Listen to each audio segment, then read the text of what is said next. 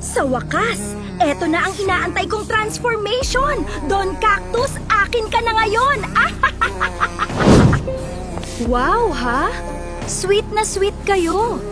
Tingnan natin hanggang kailan ka magiging ganyan.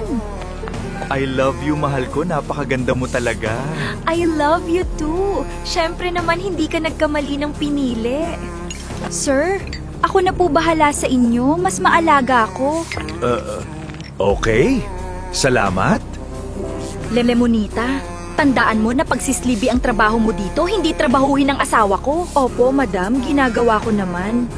Kala mo kung sino? Ako dapat ang nasa pwesto mo, mag-antay ka lang, Strobella!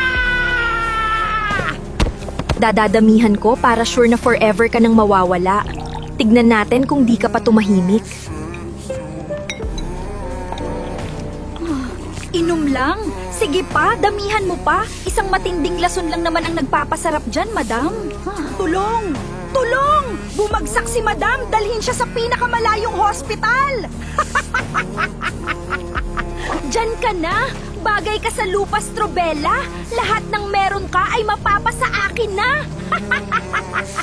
Eto na nga yun. Sa lugar na ino, maisa sa katuparan ng transformation na dekada ko nang inaantay. Tandandaan mo, walang kasiguraduhan kung magigising ka pa after ng procedure. Alam ko, at pumirma na ako ng waiver, kaya simulan mo na. Huling tanong, sigurado ka?